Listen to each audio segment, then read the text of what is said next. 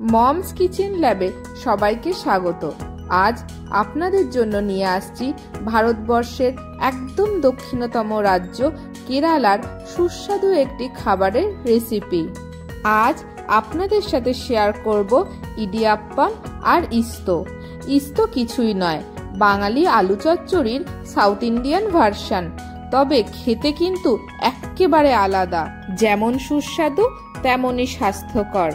আলু দিয়ে বানানো হলে তাকে বলা হয় ইস্তো, তবে আপনারা চাইলে সবজি দিয়েও বানাতে পারেন, তখন সেটার নাম হয়ে যাবে পাছাকাডি ইস্তো।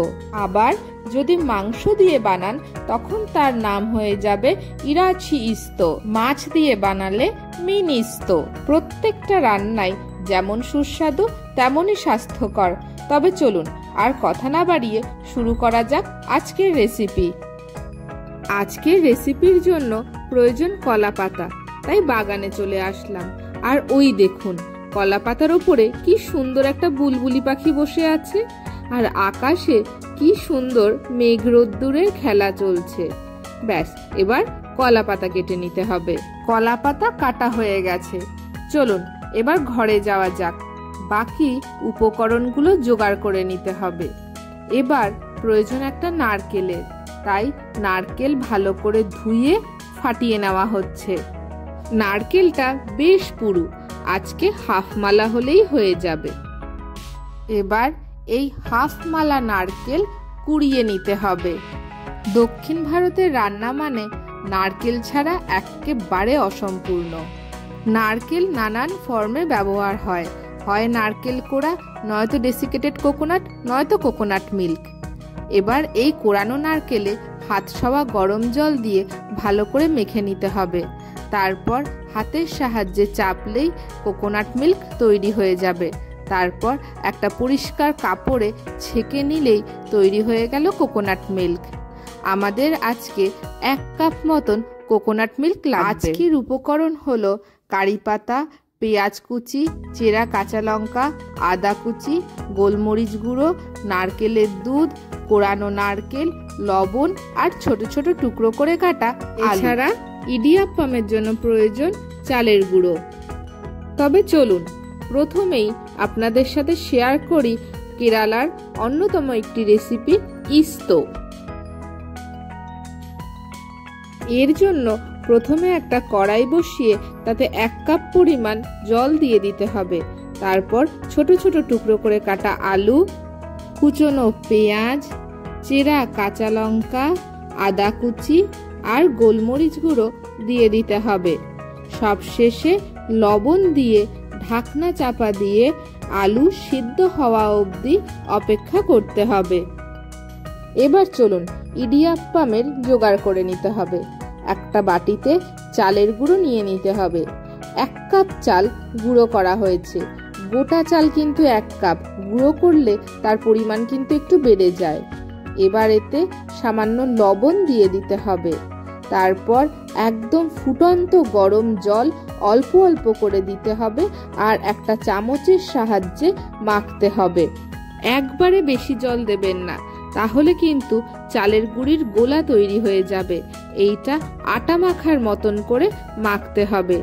এইভাবে ভালো করে মিশিয়ে তারপর ঢাকনা চাপা দিয়ে প্রায় মিনিট 15-20 রেখে দিতে হবে। শুকনো চালের গুঁড়ি তো, যতটা প্রয়োজন জল টেনে নিয়ে চালের গুঁড়ি সুন্দরভাবে মজে যাবে। এতক্ষণে আলুও প্রায় সিদ্ধ হয়ে গেছে। ঢাকনা তুলে একটু নাড়াচাড়া করে দেখুন, খুন্তি দিয়ে চাপ দিলেই কি সুন্দর আলু ভেঙে যাচ্ছে। বুঝে নিতে হবে আলু একদম সিদ্ধ হয়ে গেছে। এবার এতে 1 কাপ পরিমাণ নারকেলের দুধ দিয়ে দিতে হবে। এরপর কয়েকটা কারি পাতা দিয়ে দিতে হবে। ভালো করে মিশিয়ে আবারও ঢাকনা চাপা দিয়ে মিনিট খানেক ফুটিয়ে নিতে হবে। ইস্তো এই দিকে রান্না হতে থাকুক, চলুন ওইদিকে ইডিয়াপ্পামের ব্যবস্থা করে নেওয়া যাক। দেখুন চালের গুঁড়ি জল টেনে একদম সুন্দরভাবে মজে গেছে। এবার হাতের সাহায্যে খুব ভালোভাবে আটা মাখার মতন করে মেখে নিতে হবে। খেয়াল রাখবেন ডোটা যেন বেশ শক্ত থাকে। এইদিকে একটা ডেকচিতে জল ফুটতে বসানো হয়ে গেছে। আপনাদের কাছে ইডলি মেকার থাকলে তাতেও করতে পারেন। এবার কলা পাতাগুলো টুকরো টুকরো করে ছিঁড়ে নিতে হবে। এইভাবে একটু লম্বাটে করে যদি ছেড়েন তাহলে ইডিয়াপ্পাম ভেপারে দিতে খুব সুবিধে হবে, হাতে একটুও স্টিম লাগবে না। এবার একটা প্লেটের ওপর একটা কলা পাতার টুকরো রেখে তার ওপর কোরানো নারকেল ছড়িয়ে দিতে হবে। এবার প্রয়োজন একটা ইডিয়াপ্পাম মেকারের। বাঙালি বাড়িতে খুব একটা না থাকলেও যে কোনো বাসনের দোকানেই কিনতে পাওয়া যায়। একটা গ্লাসের মতন দেখতে বাসন, আর তাতে অনেকগুলো ঝাঁঝরি করা। এবার ওই মেখে নেওয়া চালের গুঁড়োর থেকে খানিকটা অংশ কেটে নিতে হবে। এরপর একটু লম্বাটে করে গড়ে ইডিয়াপ্পাম মেকারের মধ্যে ভরে ঢাকনা আটকে উপরের হাতলটা ঘোরালেই চাউমিনের মতন ঝাঁঝরি দিয়ে পড়বে। এইভাবে হোমমেড চাউমিনও বানানো যায়। সেই রেসিপিও আপনাদের সাথে একদিন শেয়ার করব। আমরা বাড়িতে বানিয়েছি বলে একটু ছোট ছোট আকারেরই ইডিয়াপ্পাম বানিয়েছি, তবে কেরালায় অনেক বড় বড় করে ইডিয়াপ্পাম বানানো হয়। এক একটা ইডিয়াপ্পাম প্রায় এক একটা প্লেটের সাইজের হয়। দেখুন কি সুন্দর ইডিয়াপ্পাম পড়ছে। যতটা জায়গা জুড়ে নারকেল কোরানো ছড়ানো হয়েছে ঠিক ততটা জায়গা জুড়েই ইডিয়াপ্পাম বসাতে হবে। সব শেষে শেষ অংশটুকু ছুরি দিয়ে কেটে দিতে হবে। এবার ফুটন্ত জলের ডেকচির ওপর একটা ঝাঁঝরি থালা বসিয়ে তার ওপর গড়ে নেওয়া ইডিয়াপ্পাম দিয়ে দিতে হবে। এবার একটা ঢাকনা চাপা দিয়ে মিনিট 10 অপেক্ষা করতে হবে। এই সময় গ্যাসের ফ্লেম একদম লো করে দেবেন। ওই সময়ে দ্বিতীয় ইডিয়াপ্পামটা গড়ে নিতে হবে। একইভাবে গড়ে নিতে হবে। এইভাবে একে একে সব ইডিয়াপ্পাম গড়তে হবে আর স্টিমে দিতে হবে।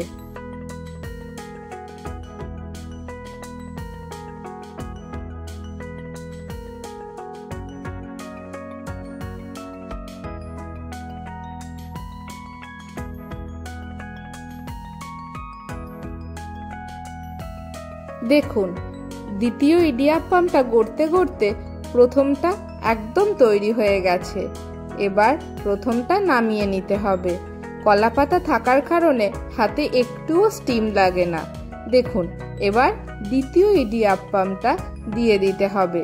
যখনই দেখবেন চালের গুঁড়োর রং পরিবর্তন হয়ে গেছে তখন বুঝবেন ইডিয়াপ্পাম তৈরি হয়ে গেছে। গরম অবস্থায় ইডিয়াপ্পাম একদম নরম থাকে, ভেঙে যাওয়ার একটা সম্ভাবনা থাকে, আর ভেঙে গেলে ইডিয়াপ্পামের সৌন্দর্য একদম চলে গেল। ঠান্ডা হলে অবশ্য শক্ত হয়ে যায়। ইডিয়াপ্পাম তৈরি। এবার ইস্তোতে ফিনিশিং টাচ দিতে হবে। এর জন্য সাদা তেল গরম করে নিতে হবে। কেরালায় অবশ্য নারকেল তেলের ব্যবহার থাকলেও আমি এখানে সাদা তেল ব্যবহার করেছি। সাদা তেল যখন ধোয়া ওঠা গরম হয়ে যাবে তখন ইস্তোর ঢাকনা তুলে তাতে গরম সাদা তেল দিয়ে দিতে হবে। তারপর ভালো করে নেড়ে চেড়ে মিনিট খানেক ফুটিয়ে নিতে হবে। তবে তেলটা অপশনাল, আপনারা না চাইলে নাও দিতে পারেন। তৈরি হয়ে গেল মালায়ালাম স্যুপ ইস্তো। এইদিকে ইডিয়াপ্পামও একদম তৈরি। এবার শুধু প্লেটিং করার পালা। খুব সাবধানে একটা একটা করে ইডিয়াপ্পাম তুলতে হবে আর সার্ভিং প্লেটে রাখতে হবে। দেখুন স্টিম করার পর ইডিয়াপ্পামের সাথে নারকেল কোড়া কি সুন্দরভাবে আটকে গেছে। একসাথে ইডিয়াপ্পাম আর ইস্তো খেতে খুব সুন্দর লাগে। তবে ইডিয়াপ্পাম মাংসের সাথে খেতেও খুব ভালো লাগে।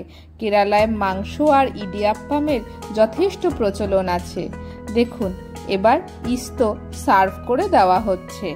তাহলে কোনো এক ছুটির দিন ইডিয়াপ্পাম আর ইস্তো বানান, পরিবারের সকলের সাথে শেয়ার করুন।